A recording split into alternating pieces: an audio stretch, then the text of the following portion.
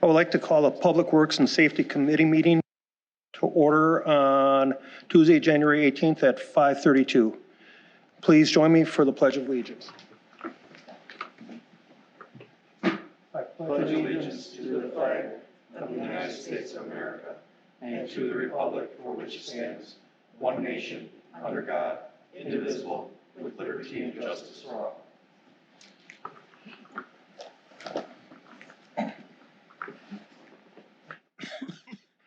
Roll call. Alderman Hamel. Here. Alderman Terrence. Alderman Engelhardt. Here. Director Krager. Here. Chief Westfall. Here. Statement of public notice. Meeting was posted in accordance with public meeting laws on January 13th. I have approval of the minutes of September 21st, 2021. I'll move to approve. Second. All those in favor, signify by saying aye. Aye. Passes unanimously. Status of projects. Okay, we're going to start with Great Water Lines. So today, a sign went up saying that they are closing Moreland Road tomorrow. Please be aware that is not happening. So this just came to me in an email today at 4:11. So Moreland Road from Janesville to Woods Road is planned to be closed starting beginning January 25th. We will update everything, all emergency services.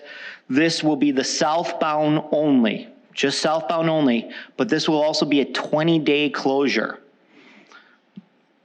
Yes, you sound very excited out there. But I want to let you know, again, there's a sign out there that said it was supposed to be tomorrow. Just found out about it today. I called, we double checked. It will start January 25th. Now, you all get updates and you see stuff on the online. That was supposed to happen February 2nd, but because of their progress, it is planned for January 25th. So please let everyone know again, that is from Moreland Road, from Janesville to Woods, southbound only, okay? The other thing I would like to update is Durham Drive from Wood Roads to North Cape Road. March 18th of 2022, there's a plan to close it for 3 weeks. So Durham Drive from Janesville Road to North Cape will be closed to through traffic at Highview Drive on March 18th for 10 days. Holtz Drive at Durham Drive will be closed to through traffic on March 28th for 11 days. Why they're kind of doing that around that time, I believe that's spring break for the school district for at least 1 week. That is still, you can find that updated on our website and the Great Water Lines, and that is the same thing that they have been announcing for the last couple months. All right. And that's kind of like the big kind of news for what they're doing within the city of Muskego right now. All right.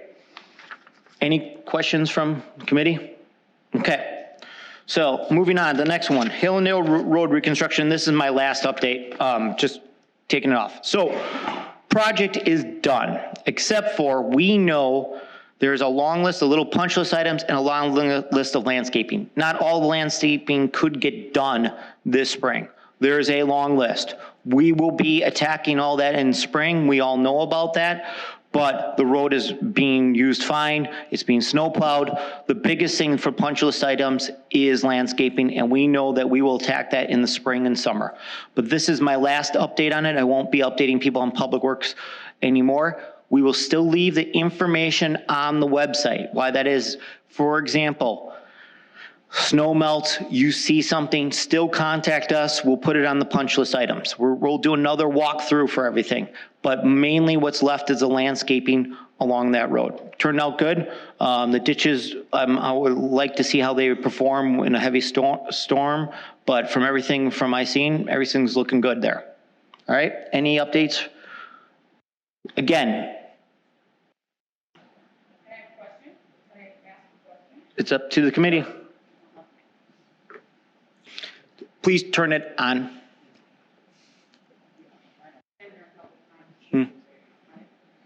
Just slide it forward. You're good.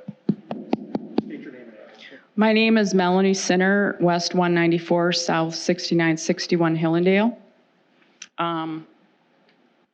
3 years and 4 months ago, I stood right here looking at the plans for Hillandale Drive, so that's how long it's been. We finally come full circle. I appreciate all the help that you've given us. I do have a few questions, though. One of them is concerning the culvert policy for the city of Muskego, as far as you installing culverts in people's front yards. Do you have a policy about that? As in what it relates to. Sometimes people come and say they need their culvert replaced. We have a policy that you can come and reach out to us, and if our DPW has time and we do it. Other cases, they hire a private company, they come in, they fill out a culvert permit. We look at that culvert permit, we look at who the contractor is. We have DPW guys go out there, they stake it to make sure that it's following the right grade, and then we then kind of move forward with them doing that, and we issue that permit. Now, your case is a little different. Contractor installed them all. DPW didn't do any of the installation out there. Just kind of letting everyone know. Okay, it's not my driveway culvert that I'm talking about. Previous to this project, 200 feet of my front yard had a concrete culvert that was taken away. And now I have like I'm just gonna say a 5-foot ditch in my front yard. Correct. You have a From the ditch. road. Yep. And there is no way that the city is gonna cut that ditch, and there is no way that I am gonna cut that ditch. It angles like this. And I know that the Bay Lane project had the same problem. And I know that there were about 6 houses that the city of Muskego installed culverts in their front yards because the people that lived there could not cut their grass. Why that was installed at Bay Lane, just to let you know. So we usually like to get a slope about 1% because we want the water to drain. At Bay Lane, we knew it was going to be really flat when we saw it and we did it. And we rolled the dice to see whether or not the water would drain. What happened was the water was, and when they built it, was 0.5% slope. So then what was happening was cattails were forming in people's yards. And we don't want natural wetlands forming in people's yards. So we as DPW said, okay, that would be a problem. We tried it. So we put a couple culverts in there to make sure that it flows better. Now, in your case, most of your slopes on Hillandale have really good grade. So they are going to flow at 1%. So I don't see that issue coming over in Hillandale. Now, some of the reasons why your house was a little bit steeper, you had 3 kind of autumn burn trees that are very beautiful. And we worked to try to steepen up the slopes that we wouldn't take those trees, just to let you know. Now, we will cut those ditches, but the ditches will only be cut probably 3 times a year. We're not going to come out there and cut them on a regular basis like you would mowing your lawn. I'm just kind of letting you know. DPW guys will do it. We'll bring we have a tractor, we'll put it down and we will cut those, but we're not going to do them as consistently as someone would do for a lawn. But isn't there some sort of a rule about how long your grass can be?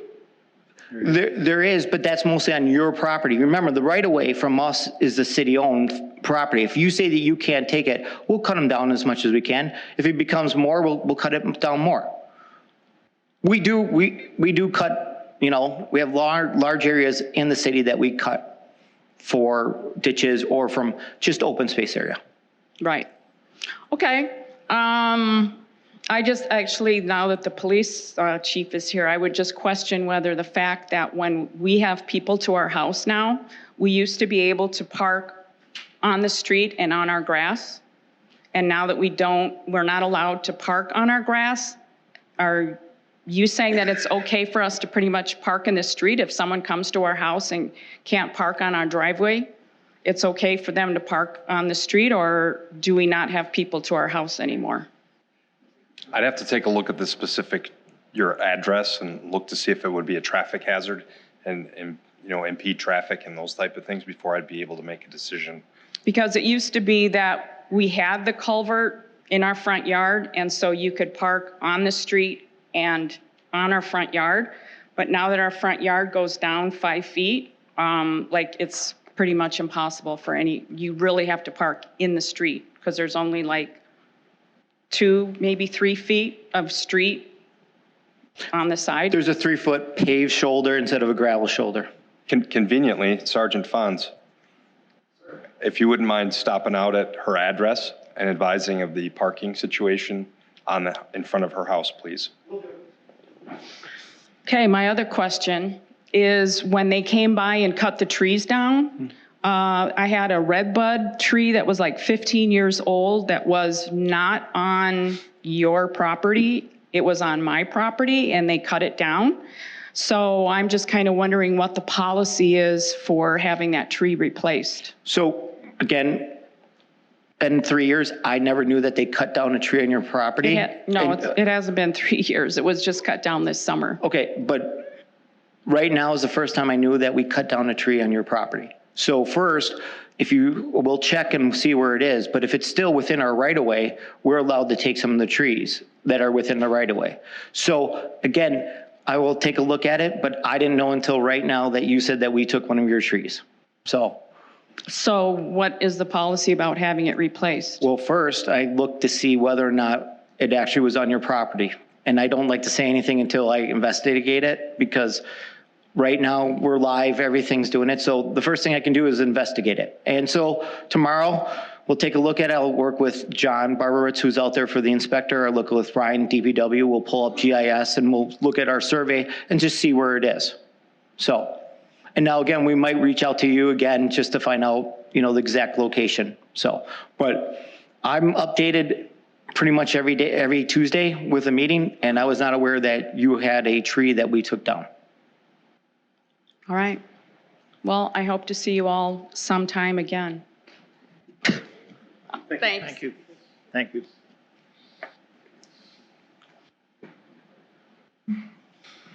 Any questions from you, John, or anything? It looks like it's wrapping up pretty good. I travel it frequently because I live fairly close to Hillandale, and, it's definitely changed, but many of the changes are hopefully reaching where we were aiming for, and that's a good serviceable road for many years to come. So for the most part, we should be satisfied with what we got. Okay, great, thanks. Police chief updates. Good evening. Some of these notes are also going to be covered in the Police and Fire Commission, which is an open meeting this Thursday at 6:30. The first thing I want to cover is I shared with my staff 2022 goals for the police department, and these are some of the goals, but these are the written ones that I've come up with. I've shared with my staff, and I've tied them to individual benchmarks and key performance indicators that we're moving forward. First, I want to return to 2019, if you heard that correctly, 2019 traffic numbers. Basically with 2020 and 2021, roughly throughout 2021, we've been operating about 50% of where we were at 2019, based upon COVID, based upon numerous excuses, but ultimately working with the Common Council and creating starting with our organization, slimming down our organization, removing a captain position from the administration and putting that into the Detective Bureau, and the increases that have been authorized by Common Council. I think that we should be able to reasonably return to 2019 traffic enforcement numbers, because we've kind of fallen away from some of our basics. Two, I have a goal, and this is a directed goal from the mayor, as part of these increases with Common Council of increasing staffing. I have to be fiscally responsible when it comes to my overtime usage. Last year, we broke a record at approximately $150,000 paid. Now, that's a lot of money, but it's also deceiving, because that does not count all of our, basically when our officers take comp time, that's kind of money that's under the table or not on the books, so to speak, because it's a trade for itself. But what that does is that further shortens my shifts on certain days, because I'm paying so much overtime on other days that they're allowed to take off on other times, further exacerbating my problem. But ultimately with that, we're going to be focused on overtime and overtime management in 2022. EMD performance is very specific, and it's called Emergency Management Dispatch. I have a benchmark set at 75% compliant. 75% may seem like, well, why not 100%? Well, 75%, there are nuances when emergency medical dispatch. It's required by Wisconsin statute to make sure that our dispatchers are trained in emergency, basically the very minimum of emergency management, and they go through a series of cards that we bought into to try to help our citizens move forward. 4, accreditation compliance. If you're not aware of it, the city of Muskego is accredited through Wisconsin Law Enforcement Accreditation Board. It's called WILEAG is the acronym. Basically, that's a outside agency and outside individuals that come in and verify that we're following best practice for the state of Wisconsin. 5th, I want to maintain the safest city benchmark categories that when you see SafeWise, I want to maintain those, but also understand when you're dealing with a smaller sample size. As an example, we had 2 attempted homicides last fall when we had an individual in the Fountainwood subdivision that fired at 2 of our officers. Now, what does that do for us is that it increases our firearm usage and attempted homicide rates, because the previous year, off the top of my head, we didn't have any attempted homicides, but as you can see, then it increases by 200%. So be careful with the sample size when you're dealing with these numbers. It's a good thing in the city of Muskego that we have these issues, but again, 2 increases as a 200% increase, and then I'll get the arrows thrown back at me of like what's going on, but in reality, it's 1 specific incident. 6, develop and implement a consistent DAT training program. DAT is an acronym that stands for Defense and Arrest Techniques. We found through our firearms training that 1-on-1 or 2-on-2 or 1-on-2 training has been very effective for our law enforcement as it increased our firearm proficiency. I want to enact some of those same lessons learned with our individual, what's called defense and arrest tactics, with a 1-on-1 or 1-on-2, as opposed to an 8-hour training block with 1 trainer and 8 students, more 1-on-1 type instruction. 7, create and implement a boat patrol. Okay, yes, we've had a boat patrol, but I will tell you we fell far short of expectations last year. Again, working with Common Council, they've given me 480 hours of part-time hours. Now, again, for the community, 480 hours doesn't always necessarily mean that all 480 are going to be tied specifically to the boat. I have some leads on some retired officers that I'd like to come in, but as part of that, of course, there's training. There's individual things as far as making sure that they're accredited, that I can get them out there. And the plan is to, again, augment our school resource officers, and then a little bit of overtime. I want to have a more consistent place setting on the lake because this is a lake community. And lastly, develop and implement a summer school police science curriculum. And this is working through, this is part of, if you paid attention to anything I've talked about in terms of one warrior and being all in together, this is something through the high school that's called Connect Academy. So it is utilizing, we have police cadets here at the city of Muskego that they will be allowed to, through that individual training, take a summer school course, obtain credit, and then ultimately, hopefully, steward the profession of law enforcement, and then also hopefully gain some volunteer hours and possibly other employees in the future. So those are some of the goals that I shared with my staff for 2022. An update as far as some of the other things that are going on. COVID. This last 6 weeks or so, and I'm sure you've all seen this in your personal and professional lives, it was the most sick time that I've seen used by the police department in my 17 years at the police department. It has been a challenge. Now, thankfully, nobody's been seriously injured or incapacitated over that time. However, it is a struggle on manpower and the other things that I talk about overtime. Officer Kevin Scheit, I offered him a job. Now he is officer number 40, so we're increasing from 39 sworn to 40 sworn as of January 1st, based upon the waterfall plan of implementations of officers in 2022. He is currently an officer with South Milwaukee and is planning to start here on January 31st. 2 other officers that are nearing the completion of their field training program. That's Officer Christian Fox, and he is from the Pewaukee Police Department, and Officer Tim Siadek, who is from the Racine Police Department. If you've checked out my Facebook page and all those other things, I am taking advantage of all of you. And what I mean by that is I have Common Council support, I have citizen support, I have a lot of political support in terms of here in Muskego and Waukesha County, and officers that are either disenfranchised or frustrated in other communities. I want to pick the best people and cherry pick them and bring them to Muskego selfishly. Okay, and that's all on benefit of you. If they're frustrated somewhere else, I can offer them the fact that the vast majority of our citizens are trying to kill us with sweets and donuts and all those other type of things, and they don't have to worry about other issues. And they can basically, it's comes down to Maslow's hierarchy of needs if you pay attention to it. We want to get to that self-actualization piece here at the Muskego Police Department. Now, here's one for the Common Council just to pay attention to. Unfortunately, our camera system is about 3 years old, and they're breaking. Okay, and cameras are expensive. And what had 2021 and 2020 have taught us is that cameras are no longer a want, they are a need. I will tell you that in my short experience as chief, cameras are an invaluable tool to be able to go backwards. And guess what, ladies and gentlemen, it has cleared the Muskego Police Department in every use of force example that I've had a complaint about in my tenure. Because I'm able to go back to that video and tell them that the officers are doing what they're supposed to be doing. With that, they're breaking, and the company that we previously used, of course, went out of business. And so this last week, I've had 2 different vendors in, and this is why I'm telling you, I'm hopeful that I can get the camera system to last for the remainder of 2022 so that we could talk about it in capital budget time this summer, but there is a possibility that I may have to hit you up in advance. And unfortunately, it's not cheap, which I'll just leave it at that point. It's probably cheaper than anything Scott has to offer, though. I lost one dispatcher, and she went to Waukesha County Communications. And during my exit interview, I will share with you, she left for a couple of things. One, we currently offer 9 dispatch positions. That's 3 dispatchers per shift. Now, that's 3 dispatchers assigned, meaning that they're not always there because of off time, vacation, those type of things. We do have 1 dispatcher in the chair at times. She was pretty much terrified with our call volume going up of being in the chair by herself on those big calls. So that was a concern. And then also she got a pretty nice raise when she went to WCC.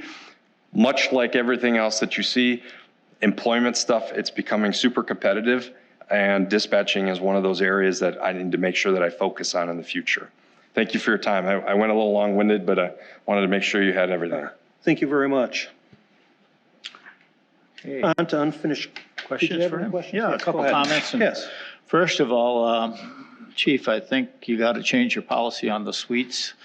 They can't all be controlled from your desk. Some people in the department can have that authority. And, Thank you, Alderman. Yeah. But beyond that, a couple questions. The boat patrol that have been brought to me at different times, are you only inside of daytime hours, or are you having some early, late, and weekend hours available on the boat patrol? Because that has been one question that's been brought to me a time or two. If you want to see my goal specifically, I want consistent enforcement on summer days with a focus on any day that's over 80 degrees. So, and what I mean by consistent, weekends, holidays, evening hours, sometimes morning. I don't want to necessarily broadcast what our schedule is going to be, but I want to have it understand that, but consistent. I'm just saying you are trying to cover some of those hours, because Yes, sir. that's been one of the questions in the past. Otherwise, just out of curiosity, emergency calls, are they strictly through 911, or do we have an emergency number here that is active too for the city? Currently, your 911 calls go through Waukesha County Communication, and then they're filtered down to the Muskego Police Department. No. Is there a direct line for an emergency number that we use here too? For We have our citizens? general line. Of course, I'm going to always advocate for 911, but generally speaking, you're going to go to what's called a PSAP. It's a location where the 911 calls are filtered. I actually have a meeting with Waukesha County Communication Director on February 4th in regards to 911 calls specifically. I know in the past there was a question about 911 taking extra time because it went through the county. Is that true? It does take a little extra time coming through the county. Okay. So, but we're satisfied we're doing the best we can with it. I wouldn't say I'm satisfied. Okay. That's why I have a meeting with the Communication Director on February 4th. All right. Thank you. Thanks, Chief. Unfinished business, doesn't look like we have anything. New business. All right, let's start with number 1. Request for a stop sign at Gold Drive. You know what, Wendy, if you can get to the next picture, that's probably a better one than I can describe it. So a resident came in and was requested to put a stop sign where the blue is indicated, all right? And this was at the end of kind of Gold Drive where it tees off. After we talked with DPW and myself, we looked at it and we said, a better way to put it is red. And one of the better reasons why is, one, we have a location for it, and two, we're not cutting any trees down. If you would see the next aerial, you have a pretty good sight line at that stop sign if you would put it there. Currently, this intersection is uncontrolled with no signs. I do always include like the police report. There hasn't been any specific accident at this T location. Officer Sartorius went back 10 years. Most of the accidents have occurred north of the T on Gold Drive in the past 10 years, just to let everyone know. Again, the committee should listen to everyone on all this information, decide on the stop sign. I believe the resident is here. If you have any questions from that, or if he wants to say anything, he is allowed to speak. So. Coming up. Hi, my name is John Lanham. If you come down the top from the red writing to where Gold ends, it's a very sharp right going west. And then if you go east, it's more of a sharp curve. And then I live in the house, the second driveway once you turn left there. We built the home, had to tear me down 19 years ago, and I've lived there 19 years. Probably maybe twice a year, as you're coming down Gold Drive going south, if you go east where the curve is, you don't have any problem with traffic. The problem is because there's no stop sign at the three-way stop or direction, cars that are on the west side of Gold Drive, they turn left in front of you, and neither one stops. They think, oh, they have the right of way. And many times I've slammed, well, 2-3 times a year, I'll slam on my brakes and horn, thinking because the road curves that way, I have the right of way on Gold Drive. But then the people, because they don't have a stop sign, think they have the right of way. So my initially was to put a stop sign where the blue mark was. But then when the Public Works Department reviewed it, it does make sense to put it where they're proposing in the red. It's not a big deal because you got to slow down anyway to turn right or left there. So I'm for putting it there. Another problem that I didn't discuss with him is right off the map on the top where Lemon Cedar ties into Gold Drive. People don't stop at that stop sign. The stop sign is back away from Gold Drive on Lemon Cedar. That is down on Martin and St. Martin are those little circular orange things that turn at the top of the stop sign. Is if you could put one of the little turn things on top of that stop sign and try and get those people to stop at the bottom of Lemon Cedar and Gold. Or somehow highlight you need to stop and not roll through that intersection. But as for this, I think it's a good placement for the stop sign that the DPW recommended. Thank you. Thank you.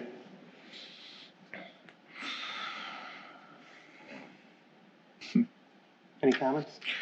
A little uncertain what we should be doing here as far as looking at a place that hasn't actually had a serious incident yet. And it's not a good idea to wait for an incident, but it's a question of how great a need. I do understand the situation with the curve. I don't drive down into that area very often, but I have been down there. And I can understand your point of view on it. I have come down the hill in wintertime, slid through that intersection and barely hit the sign there. Yeah. So you can come down an icy road and slide right through there. Am I understanding your request right, that what you're looking for is the safety concern that there's no yielding from the people going east on the spur of Gold that is to the west, and you may be coming up the street, and I can see the confusion as to which is actually the street and which is the side, because where the curve goes, that's almost like I guess I shouldn't say it this way, but it's almost like going on into a driveway. Because when you follow the curve, you're just following the natural end of the road. When you take it, if you're coming, Road curves, yep, that, from what I heard, was not a city road. Because it gets narrow just past our house, and that the city plows it out of consideration, but there's not, even at the goal, where it goes out on the island, it's not a big cul-de-sac there to turn around. We've had fire. well, we don't have a cul-de-sac at the end of either of them, if I'm correct. Right. But what we do have is a spur going each way there, and a question of which one is the continuation of the street, actually. They're both labeled Gold Drive.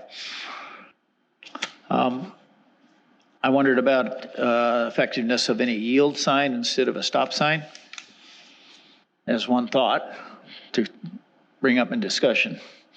Are these roads here typically narrower than standard? Yeah, anything around the lake. That's what I was going to say. Most of them are. They're not standard width. Yeah, it's a very square turn if you head to the west on that. And so coming down, if you're going to make the turn, that way you have to slow down. Mm-hmm. If you're going through, I could see where you're thinking you can keep traveling as normal road, which then makes you at risk for anybody coming off of that spur from the west, who thinks they may have a right of way because it's considered a bend in the road. That's why I asked if there would be any consideration of some kind of a yield on that, at least to show who's responsible. Putting a yield sign where? On the blue dot or the red dot? The blue dot was originally for those coming east on the spur from the west, right? But there's a driveway there, and there's no place for a sign. There's no place to put it right on the intersection.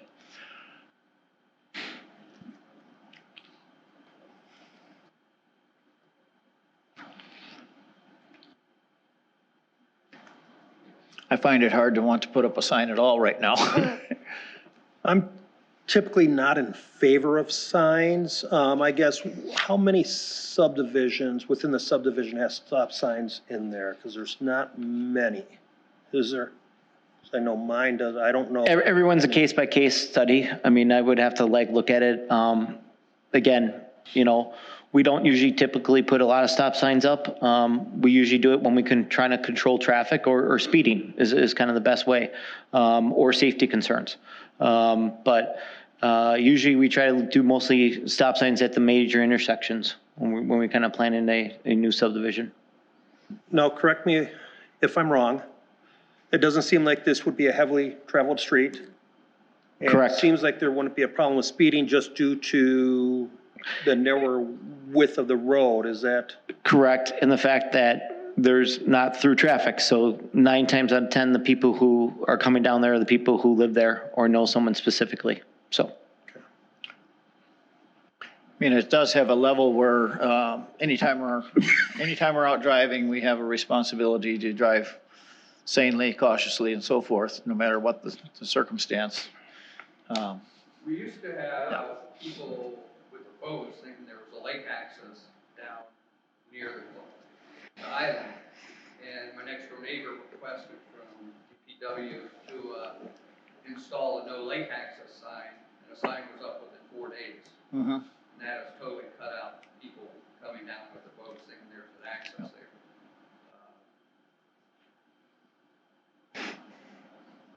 So that's a sign with a request that was responded very quickly. And this is another sign.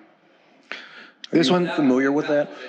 This one's a little bit more serious, and we take them, and because this one, for example, has to go to Common Council for approval, because then this gentleman next to me can write a ticket for that sign, and it needs approval from Common Council. That was probably more for just information, just to kind of deter people from going down and getting stuck right away. But again, that wasn't up when I was here, and now we take all sign requests through this committee, and then especially for the ones that can be written for a ticket, have to go through approval from Common Council. So, From your standpoint, Scott, would it make any sense to have some kind of a yield to this lane type of sign? It's more kind of like up to you guys. I mean, I kind of like let you guys do on the committee. I don't like to make, Instead of making everybody stop every time, I'm looking at the idea with a neighborhood like that, they would have a right to proceed, but there would be yeah, a sign I would still there. get a yield sign too, because it has to go through common council too, because I want him to be able to write a ticket. If you don't yield, if there's an accident, you didn't yield properly. So again, going through a yield sign or stop sign, you're kind of both doing the same thing, and they're both could be write a ticket for. That's what I'm exploring here. Instead of making everybody stop all the time, if we had some kind of a yield message there, they would still be able to write a ticket if there was an incident. Yep. Correct? Right now, it's uncontrolled, so it's based on totality of the Yep. situation. Makes it a lot Where if harder there for was you a sign guys. that was approved, like Scott's saying, then the officer could simply cite under, Yep. if there was an accident, under that. With that, I tend to have the position that if we don't do a yield sign, we should do nothing. But not a stop sign.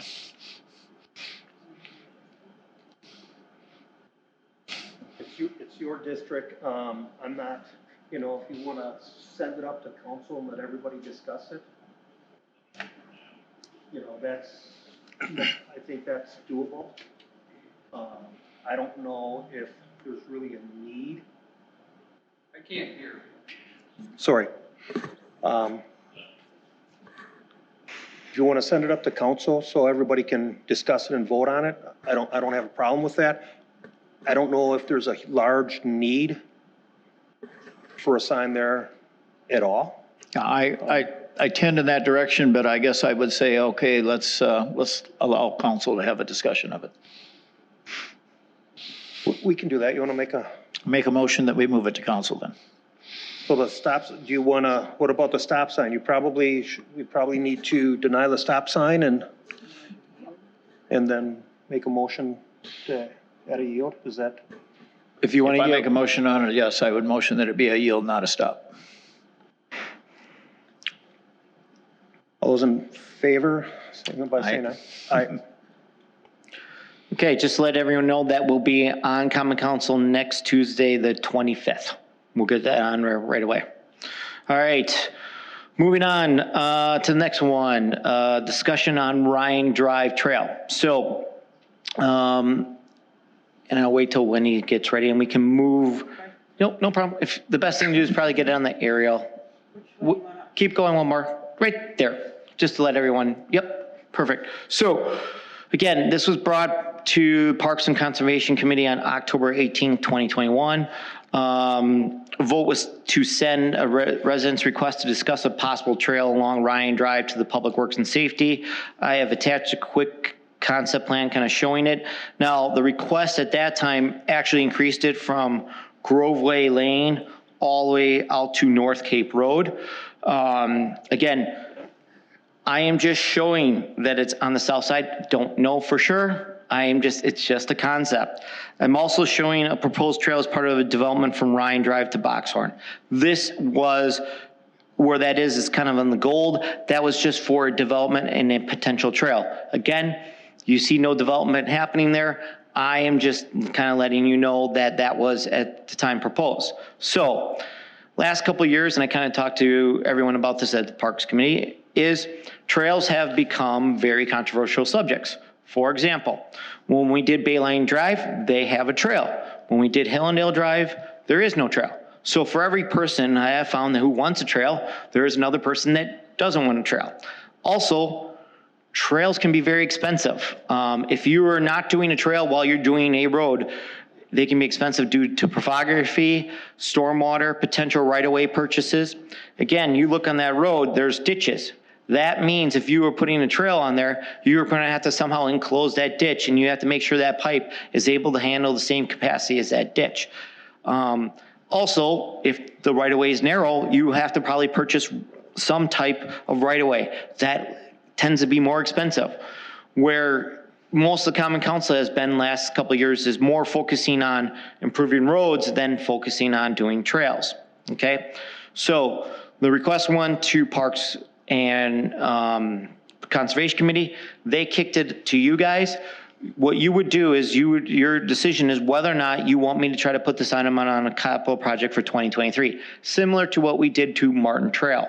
Now, again, at that time, when capital comes up, I would probably give you a cost for someone doing 30% design, survey, a couple public information meetings, and I would try to give you a rough cost for putting a trail in for 1.2 miles, and then the whole committee would basically make a decision on whether or not you would want to move forward on at a capital level. So that's the decision you got to make, whether or not you want me to put this on capital for 2023, and then I would come to you and then everyone would vote. There is, I believe, people here both for a trail and against a trail. So if you want to hear from them, the group is here. I kind of request, just to make it more convenient, is if you have one spokesman for each person, it just makes things a lot easier for us. So it's up to you guys, but I know that they're in the crowd. I've talked to a couple of them several times. Yeah, you guys can speak. Just by a show of hands, how many people want to talk? Okay. Yeah. Four. We don't need your time. What's that? Yeah, we can do that. Yeah. So you're welcome to come up and speak. What I would like to do is keep it to 5 minutes so we don't carry on and kind of drag on with that. So if we can do it for up to 5 minutes apiece, that would be great. So who would like to talk first? Okay. Still on? Yes. Hi, Alderman Madden, District 7. I just want to say that all we're really asking for tonight is very similar, as Scott said, to Martin Drive. We have no idea what this trail would look like, where it would go, or anything else. So I would like for you guys to let us move forward with figuring that out. Look at what it would cost, look at where it would go, and look at what we could or couldn't do. And have a cost put together so we know if we can afford to move forward or not. I've gotten emails from several people that couldn't be here tonight that want it to move forward. I understand there are people that are against it, and unfortunately, I haven't heard from them, so I don't know what to tell you there. So, okay, that's all I got for you. Thank you. Who would like to talk next?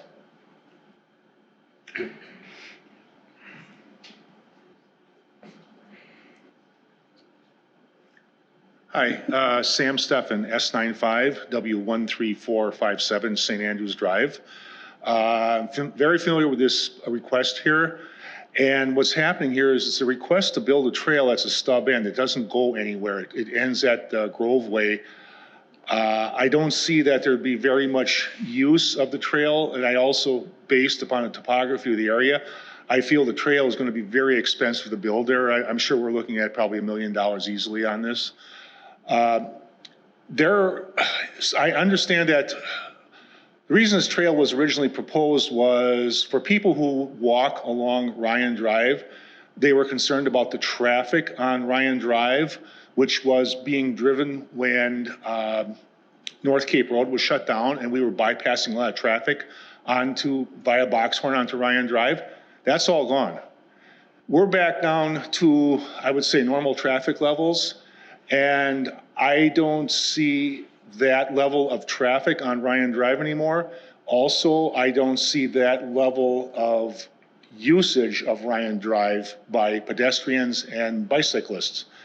I just think that this is going to be a waste of money to build it here. I'd much rather put that money towards if the proposed trail through the development, which hasn't even been started yet, if we can utilize that, which is on part of the master distant plan for trails, I think that would be a better way to go along there.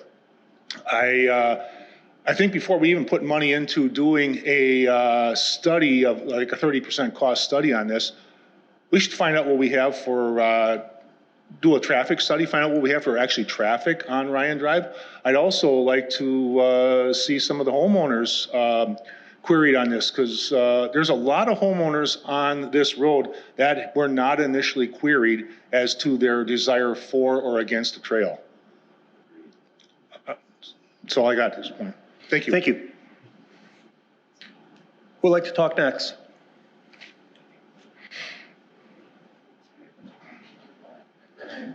Hi, Michelle Zarnecki, W137S9564 Fairway Lane.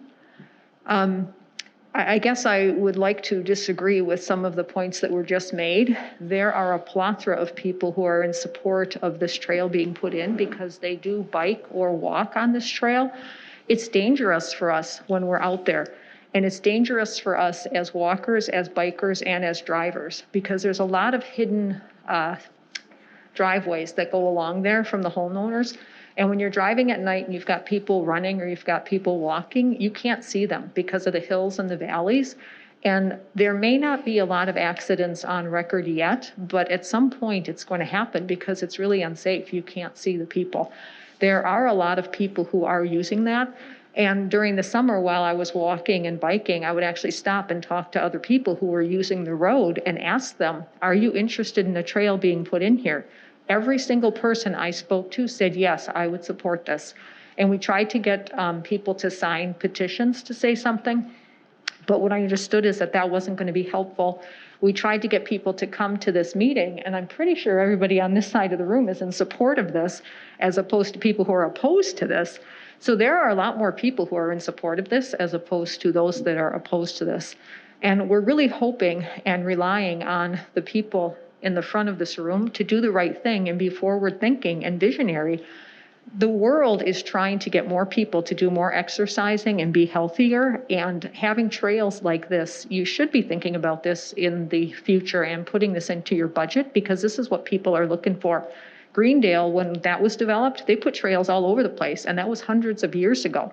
And those are used. This would be used, and it wouldn't just be used by people in our community. There are people who bike from other areas that would be coming through. So it's not just our little residential area that would help use this. There would be a lot more use. So again, I think there's a lot more support for it than there is opposition for it. And I know the cost is going to be the issue, and unfortunately, I don't have the answer for that. Thank you.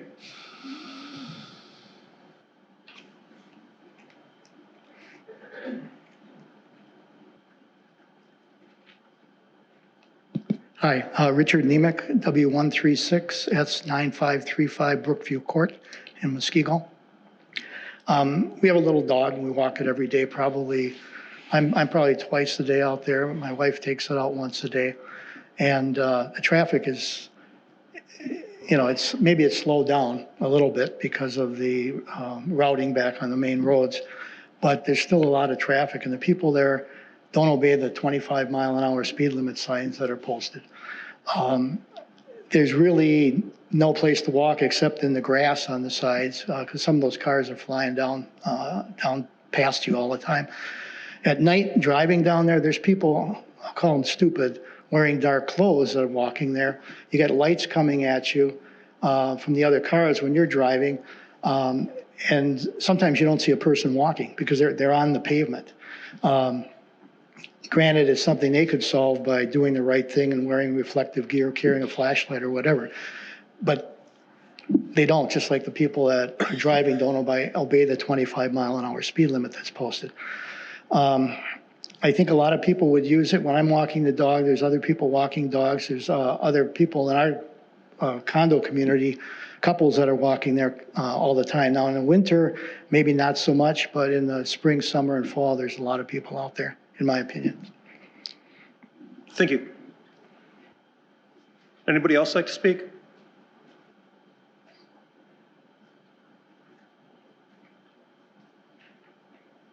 Well, I guess I'm going to come back. I'm Pam Swanson. I live on Fairway Lane, and I initially had an opportunity to evaluate this as well because I walk a dog on a daily basis. And I won't tell you that it is an easy job because the road is narrow. There is no shoulder, and oftentimes we are either getting into the ditch or trying to avoid the car. It's not fair to either the walker nor the driver because there's no place for them to go. And oftentimes, if there's 2 lanes of traffic coming and I'm on the road, the people have to stop in order for me to get around so that I can get out of the way. Now, the comment was made that this was not a problem until the North Cape was closed. That's not a valid statement, I do not feel. This has been a problem. We've been in that home, in our condo, for 5 years, and the problem has increased. It's been more and more difficult. Now we're having more and more communities coming in, and we love it. There are children, there are adults, there are older adults, there are people with walkers and out on that street, and it's a dangerous street. Something needs to be done. Now, we're very realistic. We know that there's a budget. We live with budgets too. And we know that there has to be something that is done, but it has to be prudent as well. So we're just asking you to please just take the time to make the evaluation of whether or not it's even realistic to do this. We would really appreciate that. Thank you. Thank you. Anybody else?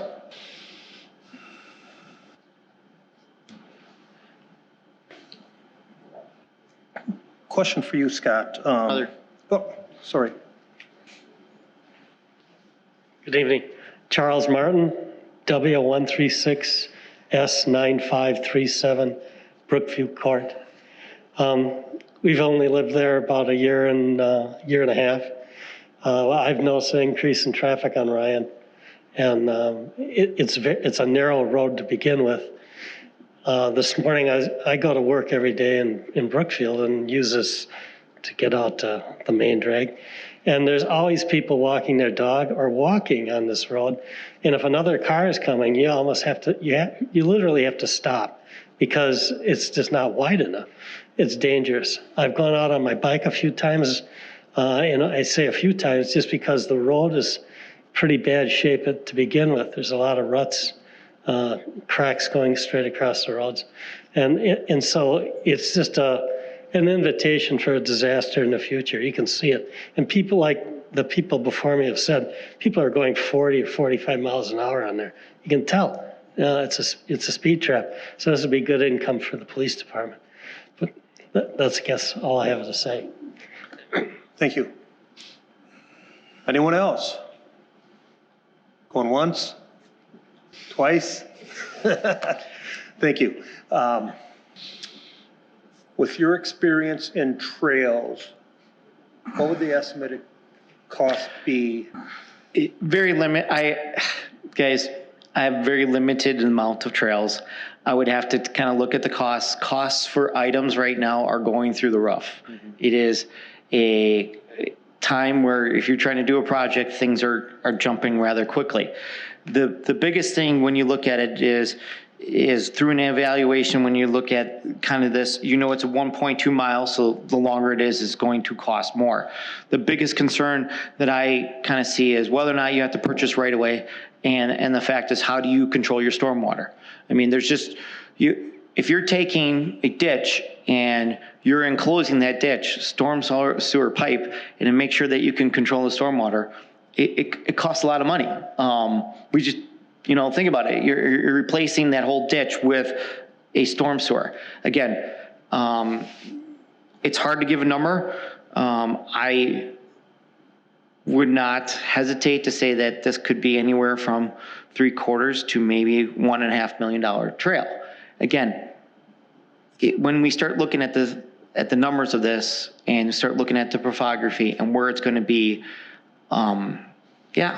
trails can cost a lot of money. The best time to put a trail is when you reconstruct a road, and that's it. You still have to do everything you have to do for a road reconstruction. You have to survey it. You have to call a hotline. Sometimes the cost for the asphalt is way more expensive because you're using way less than you do for a road. But again, to me, I just eyeballed and gave you estimates. I can't give you a solid number. I mean, I can. I didn't expect you to. Yeah. I'm just saying that it's a long trail. It's a 1.2 mile trail. It's a very long trail. So. What is the condition of the road? I just gave you the road program. I would have to take a look at 5 or 6. I thought it was around a rating of a 5 or 6. However, for this road, we wouldn't reconstruct it. We'd probably maybe mill it off and put 2 pavements on it. Like, for example, Hillandale, that's a full road reconstruction. You take that road all the way down. This road does not qualify for that, so we tried to save it by doing a kind of like more of a maintenance fix where you maybe mill off 2 to 3 inches and put that back. That would be our plan to fix this road. So it hasn't gone past that bad, so we tried to solve it before we got to that point. So. Okay. And Chief, have we done a traffic study at all on this road? Not that I'm aware of recently. Okay. Did you want to? I could see us having a traffic study and maybe a neighborhood survey before we would move forward, even to suggest a big analysis of this. You know, and that was my thought in regards to traffic study. I did take a drive down this road when I saw it on the agenda. And it does seem like a narrow road. There's not much shoulder on the road. And I think I only came across 2 cars when I was driving down it.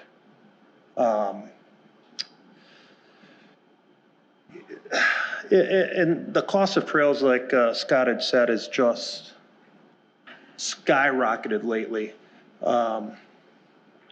And before I think we move forward, I would like to get a traffic study done on this, I think, before we decide, make a decision. I'm not against seeing how much it's going to cost.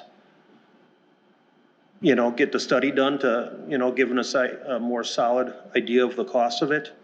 But I also would like to have more information before we spend that money as well. Or put it forward to budget, so. We actually did just have a traffic study done when we lowered the speed limit to 25. Did we? Jeff has got one. Okay. How long ago was that one, do you know? Oh. Really? I'll try to find it. Okay. Yeah, if we could get that would be great, and maybe come back to the next meeting with that. So. Forward it to next meeting? Yeah, let's Yeah. table it. Yeah, let's. Keep it open to next meeting, yeah. Yeah, can we do that? Yeah. Okay. Yeah, we just don't have the figures on it yet. Guesstimate? It was done about a month ago when we lowered the speed limit to 25. Thank you. Yeah, so we'd like to see the data from that before we. Now let's go ahead. Let's table it to next meeting. Yeah, we can do that. Do you need a motion for that? Yes. Yeah. Okay, second. All those in favor say aye. Aye. So just to kind of keep everyone up how I have to start working on my capital April, May. So there's a good chance that I will try to schedule this probably in February to get this in so that whatever the decision's made, I have enough time to do the cost and kind of be able to present that. Because I have to have all my capital by June in so that the council can start looking at it, and then we go in August of this year, just to kind of give everyone timeframes. So probably look for another meeting then in February, just to let everyone know. So. Thank you. Yep. All right, moving on to the last one. So, Wendy, when you have a chance, just, making your notes, go to the preliminary plat. Okay. So, yep, and if you can, so what that is, so in fall, the developer came in as the Rusted Court development, and one will show you, this was a preliminary plat that went through Plan Commission that was approved. It's taking Rusted Court, making a cul-de-sac, and then following along with the stub road to the south. And the reason why, if you go to the next photo, winding to the south, just to kind of give everyone an aerial view. So, okay, there's a horse farm in the middle, and then the property to the south, that is Fireside Orchard Development. and they have a stub road to the north. So based off of all our recommendations to the developer, who then put it in his preliminary plat, was to provide us a road to the south. Now, the horse farm, we know they're not ready to sell, and that's fine, and it's more of just for good future planning, and this is what we do as a city. The other thing too is safety reasons. We always try to look for multiple access points. Right now, Fireside kind of Drive is a very long cul-de-sac. This would give them a secondary access point at some future, and it would also give Russet Court some type of secondary access point as well. It's always a good thing to do. One, we always like to connect our subdivisions. We don't want to have just long cul-de-sacs. And two, from a safety standpoint, always like a secondary access for both fire, police, and everything when you do planning. So, and this is typically done. We, for example, Creekside Drive, Edgewater Crossing Avenue, those are just a couple ones in just recent subdivisions where we make them stub a road. If you look at our code, it's 39-2-35. We basically say we want the improvements extended to the farthest limit of the parcel or lot. So the developer, and he has requested that he does not want to put in the south road. So his reasoning, and he's here, and he's free to speak to you guys and ask that request, okay? One, the road connected from the north doesn't yield any additional density. So what that means, if you go down, Wendy, just keep going down to the next drawing. Let me see if I can show you. Nope, next one, keep going, right there. Okay, so these two. If you would just do a cul-de-sac from the existing one, you would yield 4 lots. If you go down to the next one, there's 4 lots if you connect the road. Okay, so that is one of the arguments made by the developer. How the city standpoint of that is, doesn't really matter to us. We don't really look how many lots are being developed one way or another. We looked at good planning practices and how we've been consistent back and forth. Again, we know he knows that the horse farm does not want a road stub to her property. We fully understand that. Why, again, good consistent practices is maybe one day, maybe in 20 years when I'm gone, Adam's gone, we're all gone, and that person who the horse farm might want to sell that land, there's an opportunity for them to develop. That's always good planning. Sometimes these roads don't get done for a long time, but we're being followed with our consistent planning. Lastly, there is an approximate 35 feet from the Russet Court land to the undeveloped horse farm, which means there's going to be some type of retaining walls. If you go back one up, Wendy, keep going right there. You can see that home right there. That's the existing home. And where that stub is, there's going to be some type of retaining walls necessary to put that road in. It can be done, but there will be some type of retaining wall to get that road in there. Before, the developer comes up and his right to speak, from our standpoint, and not just me, from me talking with Adam in the planning and kind of like just going through this, we recommend that developer follows the code, moves forward with the preliminary plat that was decided on and follow consistent planning decision, and just kind of move forward with having that road to the stub to the south. Now, if you guys disagree with us, that's fine, and sell it. Remember, this has to go back to Plan Commission. He has to go back to Plan Commission and show that without that stub road, and then it has to also go to Common Council for approval, just to let everyone know. So, developer's here, and I'm sure he's wanting to give his talk and with everything. So, and that's just a little history. I don't know how much you knew about this development, but and filling these guys in. So. Thank you. You pretty much nailed all the points that I wanted to make. The current owner of the horse farm does not want the road there. It's just another opportunity for people to come and harass their animals. We'll make the stormwater work with or without that road there. It works better without it. It just does. There's going to be sheet draining off the road no matter what you do if you stub a road into there. And there is a significant drop. It's about a 35-foot drop. I think it's about 75 feet. Something like that. Something like that. Yeah. And, you know, she's expressed, I met with her again on Saturday, she's expressed that she just doesn't want a road there. And again, it yields 4 lots one way or the other. I know that's not your concern. The point was it doesn't increase any densities. I get the connectivity for safety and so forth, but it's, you know, that you're planning for something that may well never happen.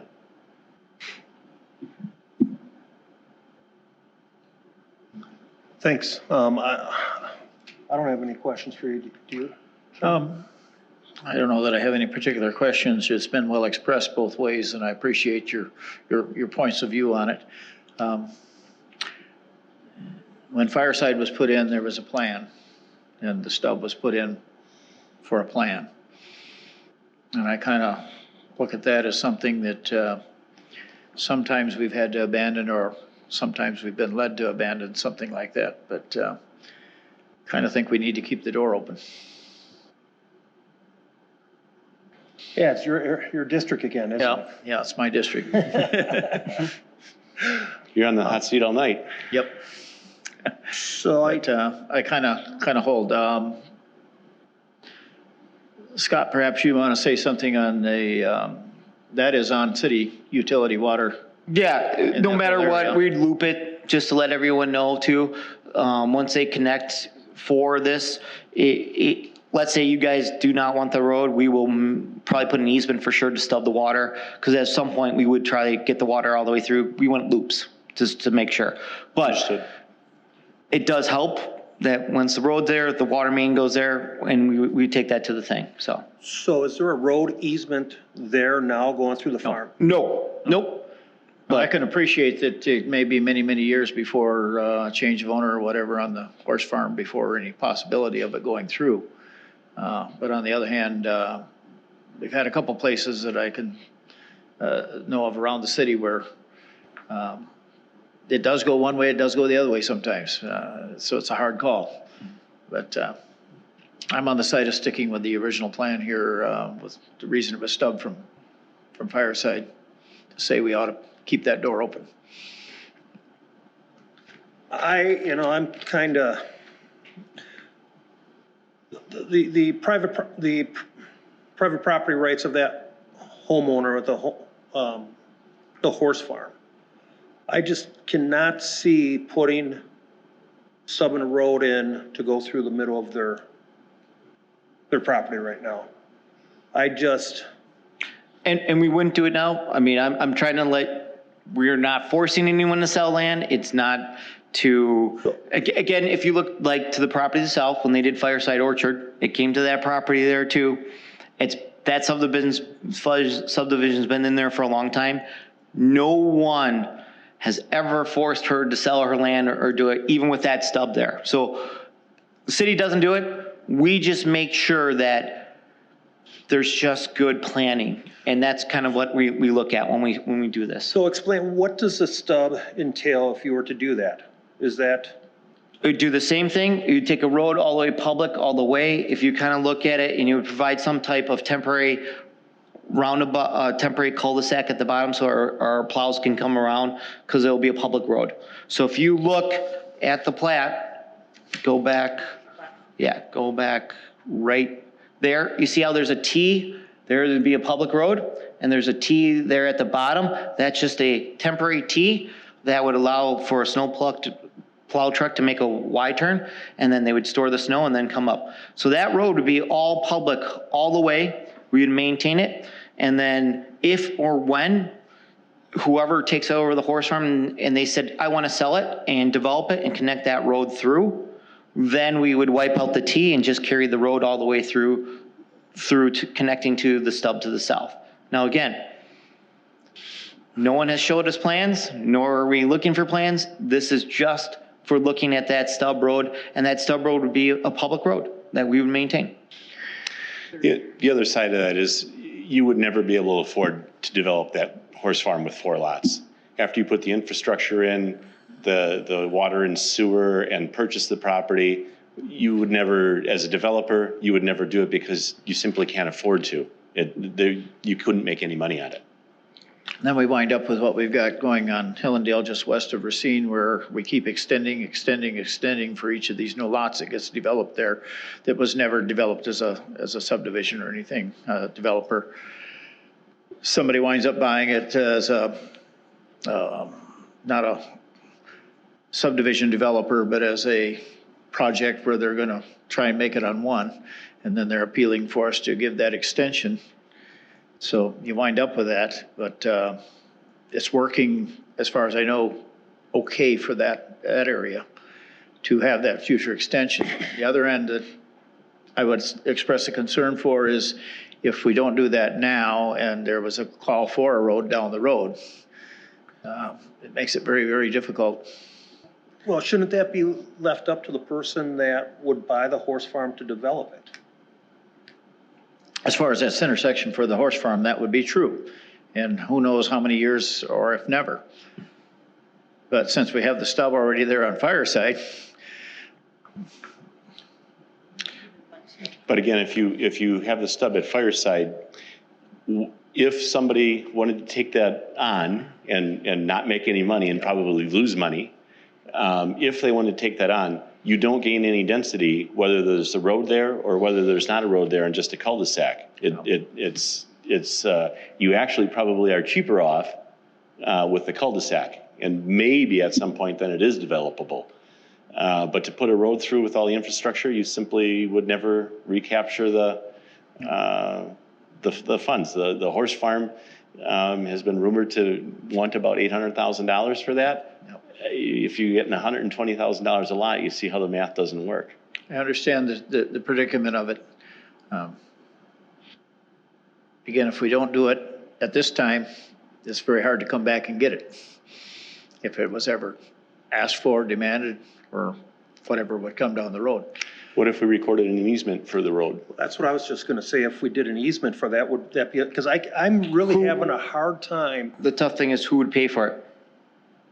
Well, right now, if we stub a road in, isn't that a actual physical road going? Physical road that he would do it. So let's say he leaves, we have an easement.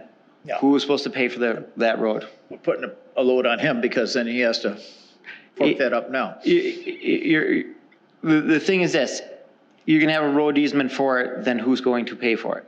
City won't come back and do it. Are you gonna ask the middle horse farm to then put a road? It'll never ever get done. Well, somebody would buy it to develop it, I guess. Maybe I'm. You wouldn't but you're putting a road on something that, not at the property that they own. They wouldn't do it. If you want an easement on it, that means he will not do it. Who is going to build that road for that stuff? Because the developer to the south if the horse farm will never put a road in for something that's not on his property. Why? What about somebody that buys that property to develop it? Wouldn't it be their responsible then to put that road in with an easement? They would put their road in for their property, not on someone else's. This piece. That's why we have these consistent rules. This would be a missing piece when you open the puzzle box down the road. Yeah. Again, if it were to get open, because it's simply not an affordable project. If the property that exists, if the horse farm that exists is worth in the neighborhood of, in those six figures of near 800 grand, and the lots developed would be worth 120 apiece, you've got $500,000, plus you have to add all the infrastructure. There's no way that's ever going to get developed. You're putting a road up, you're putting a stub road up to a property that doesn't want it, that can't be developed financially. Now, I'm saying this right now. I've seen lots go on everywhere, and we never know what's going to happen in the future. So I only know that from my understanding, and as seeing house prices go up and down in my career. I've been, when I seen the crash of 2008, when you had developers running away and going bankrupt left and right. I've seen it when it was so hot, developers coming in and developing any piece of land that's possible. I'm seeing now, just even here, questionable areas where people are developing. So again, it's hard to tell what the future is because I found people develop anything at some point. The thing is this, again, I just kind of go back to what we're doing. We're doing consistent planning. We're being very consistent. We're following our code. We're also doing very good safety. We're then also possible access points, 2 ways for both Fireside Orchard and Russet Court. So again, that's kind of how, like, from an engineering and from Adam's standpoint, just remember, this is us being consistent. If you start kind of playing with this consistency, be prepared for other developments coming down the way that might not want to do the same thing. So who owns the land right now where the road's gonna be? I don't know if you own it yet or it's under. We're under contract. They're under contract. I like to always to say that because that means they're under contract. With the people that own the horse farm? Nope. So who owns the land where that stub's gonna go in through where the horse farm is? The person to the south. Okay, so wouldn't we be taking it by eminent domain? No, I'm not taking anything. Yeah, well then how is the road gonna go in if they own that land? The stub road are you speaking of? Yes. That would be on the property that we're buying. They would be on their property. It's on your property? Just on their Okay, property. that's what I was trying to get at earlier, Yeah. which, Yep. okay, so we are not putting anything through the horse farm? No, Nope. nothing's there. Okay, And it could not be happen till ever.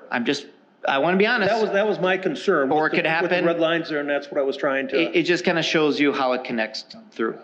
This could happen in 2 years. It could happen never. And we have a lot of them that are like this in the city. I'm just letting you know.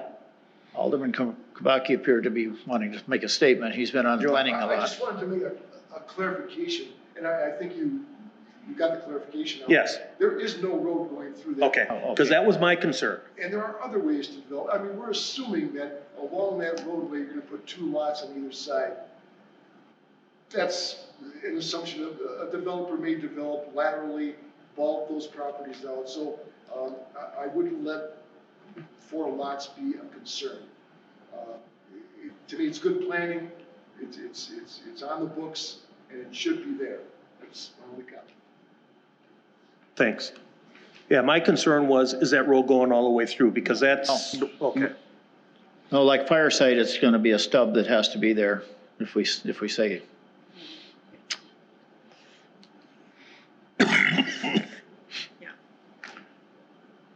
So the stub. It'll come from here down. Yes, just that piece up to that. This red developer is only responsible for, line. Fake pretend line that Got could it, be okay. someday. And Okay. then this is the existing one in Fireside. Got it. Okay. Well, that makes more sense to me then. So. Any other questions or comments? No. Thank you. Well, this is your district again, right? no, well, I pretty well stated where I'm at on it already. I Wanna make a- think we should Make require a it. motion? Make the motion. Second, all those in favor say aye. Aye. Oops. Read the sentence again. Oh, I'm sorry, yes, request by Russet Court developer to not construct the stub road. No. So The it's motion is that we deny it, to yeah. deny. Thank All you those for in- the clarification, Wendy. Yeah. All those in favor to deny it, signify by saying aye. Aye. Aye. Motion does not pass.